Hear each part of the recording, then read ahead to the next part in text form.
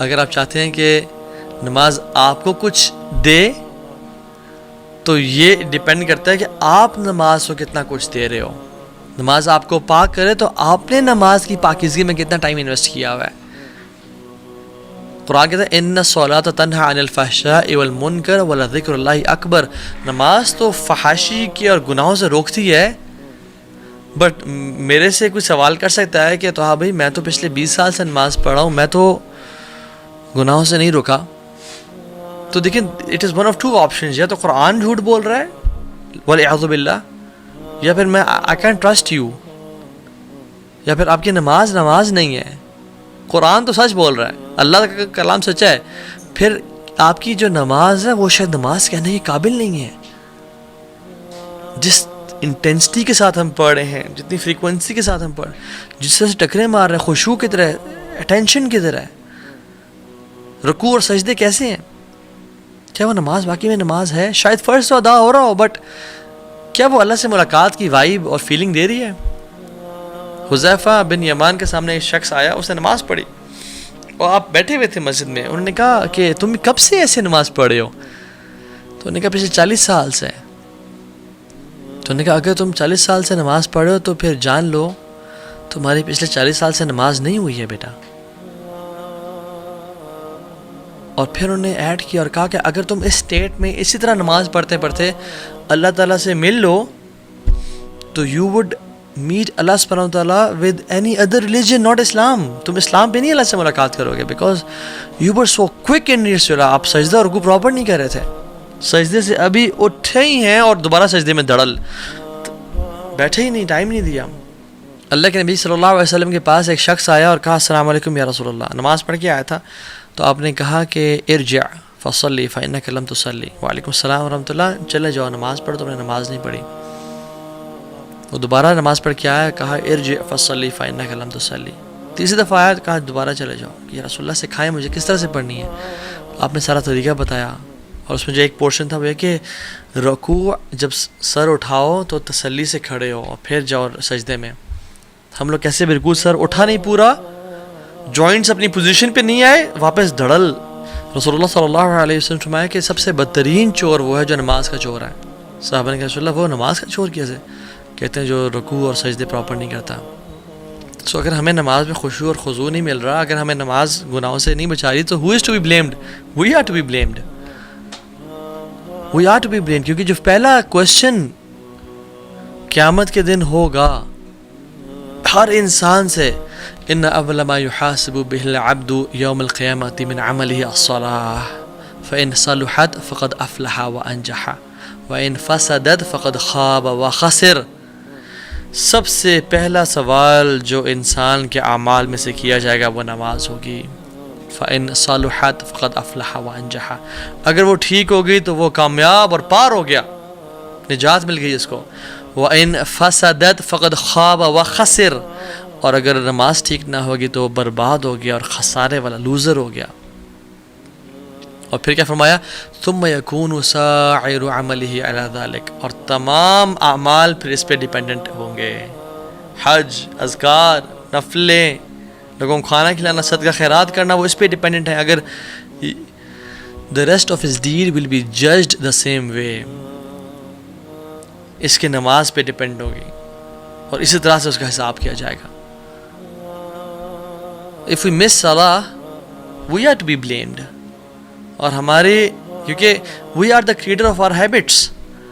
اگر ہم گناہ کرتے ہیں آنکھوں سے, اگر ہم sin کرتے ہیں, if we scroll through filthy stuff all day long, if we sin, تو ہماری نماز سے وہ چیز چلی جائے گی. ہم اپنی نماز اور خشوع اور خضوع میں کمی کر رہے ہیں, اور ہم پھر کہتے ہیں کہ مجھے نماز کی توفیق نہیں مل رہی ہے, میری نماز کی ہیبٹ ڈیولپ نہیں ہو رہی, because we are to be blamed. ہمیں پتہ نہیں کہ ہم جو گناہ کر رہے ہیں وہ نماز سے ہمیں دور کر رہے ہیں. Because if you hang out with 4 intelligent people, you will be the 5th one. If you hang out with 4 fit people, you will be the 5th one. آپ اس طرح بن جائیں گے. If you hang out with 4 rich people, you will be the 5th one. If you hang out with 4 entrepreneurs, you will be the 5th one. And if you hang out with 4 fools, you will be the 5th one. And if you hang out with 4 people who doesn't pray, you will be the 5th one who will not pray. شیطان کہے گا فلا تلومونی ولوموا انفسکم، مجھے نہ blame کرو، خود اپنے آپ کو بلیم کرو، میں نے تمہیں صرف آئیڈیا دیا تھا کہ نماز ابھی نہ پڑھو، بعد میں پڑھ لینا. شیطان آلویز یوزز ڈیلنگ ٹیکٹکس. وہی نہیں کہتا کہ نماز نہ پڑھو، تم نے پڑھنی نہیں ہے، کہتے ہیں پڑھو، ضرور پڑھنا ہے، بٹ ابھی نہ پڑھو، ابھی تم بزی ہو، دوستوں کے ساتھ گپ شپ بگڑی ہے، کیفے بیٹھے ہوئے ہو، کہیں جا رہے ہو، آرام سے بھی تو 2 گھنٹے ہیں، آرام سے پڑھ لینا.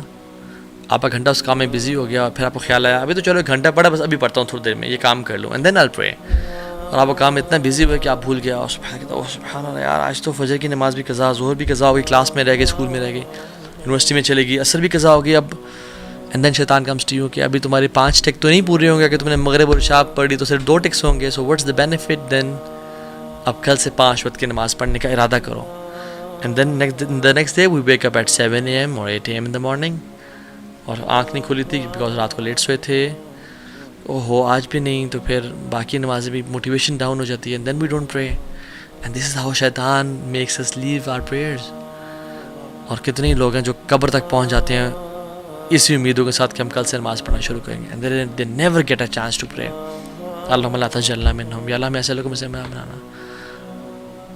اور جو کہتے ہیں کہ نہیں تو ہاں بھائی ہم بہت بزی ہوتے ہیں، ٹائم نہیں ملتا، دوز سے I can't pray, I don't believe you.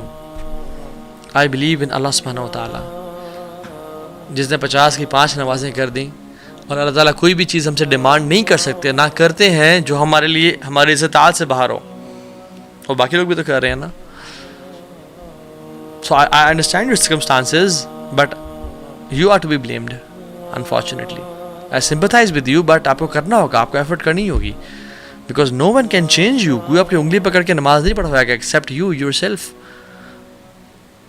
اور پھر یہ بھی کوشچن کہ کیا does he care about my prayer? Does he need my prayer?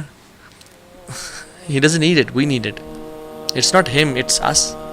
جس کو چاہیے وہ تو بے نیاز ہے، الغنی ہے. وہ تو کہتا ہے یا عبادی لو ان اولکم وآخرکم وانسکم وجنکم کانوا علی اتقى قلب رجل واحد منکم ما زاد ذلك فی الملک شیئا. اے بندو، میرے بندو، تم میں سے پہلا اور آخری سارے مل جاؤ، پہلے سے لے کے آخری تک، اور انسان سے لے کے جنوں تک، سب کے سب سے بہترین قلب والے اور سب سے متقی بن جاؤ، اتنی میری عبادت کرو، میرے ملک میں اتنا بھی اضافہ نہیں ہوگا، شیئا، اتنا بھی اضافہ نہیں کر سکتے ہو، مجھے کوئی بینیفٹ نہیں ہے. اور یا عبادی لو ان اولکم وآخرکم وانسکم وجنکم کانوا علی افجر قلب رجل واحد ما نقص ذلك من ملک شیئا. اور اگر تم گناہگار بن جاؤ نا، تم سے پہلا اور آخری سب مل کے سب سے بدترین گناہگار بن جاؤ، اور انسان بھی اور جنات بھی اس جیسے گناہگار جس طرح کا آج تک آیا کوئی نہیں، اور ٹاپ کا گناہگار فرعون جیسے بن جاؤ، میرے ملک میں اتنی بھی کمی نہیں ہوگی، اور جو تم عبادت کرو گے اسے نہ زیادتی ہوگی. اور یا عبادی لو ان اولکم وآخرکم وانسکم وجنکم قاموا علی صعید واحد فاسألونی فاعطیت کل انسان مسألته ما نقص ذلك مما عندي الا كما ينقص المخيط اذا ادخل البحر. اے میرے بندو، تمہارے میں سے پہلا اور آخری اور انسان اور جنات تمام کے تمام ایک سیدھی اسٹریٹ میدان میں کھڑے ہو جاؤ، اور سب کچھ ہر چیز مانگنا شروع کر دو، اور میں تمہیں فاعطیت کل انسان مسألته، میں تم سب کو عطا کرتا جاؤں اور دیتا چلا جاؤں. یہ میرے ملک میں ذرا بھی کمی نہیں کرے گا، صرف اتنی سی کمی کہ جو سمندر میں انگلی ڈالنے سے ایک جو ڈراپلیٹ ساتھ لگا ہوتا ہے اتنی سی کمی ہوگی. اللہ اکبر، مالک الملک، اس کو ہماری ضرورت نہیں ہے، ہمیں اس کی ضرورت ہے.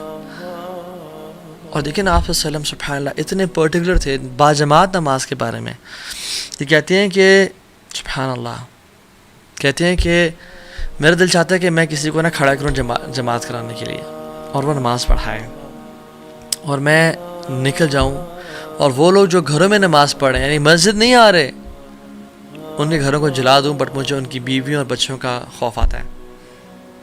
اتنی اسٹرکٹنس ہے باجماعت. Why are you not the part of community?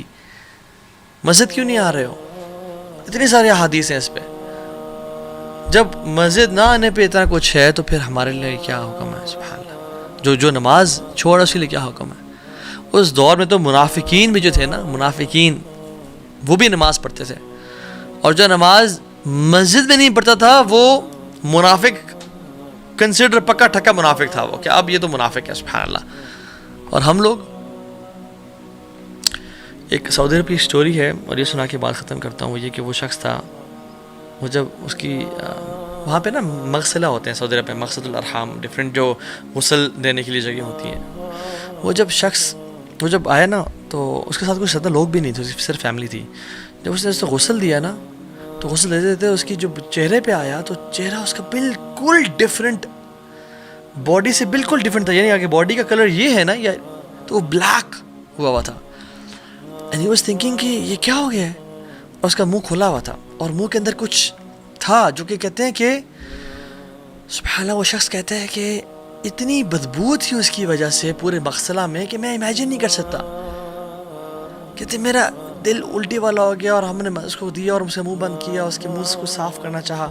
کہتے ہیں اس کو جب لے کے، کہتے ہیں اتنے دنوں تک اس کی بو جو ہے نا، اس کے منہ میں جو کچھ تھا وہ اس مغسلہ میں، کہتے ہیں ہم نے بخور جلائے، ہم نے ایئر فریشنرز لگائے، ہم نے دھو دیا، کہتے ہیں وہ بو ہی نہیں جا رہی تھی.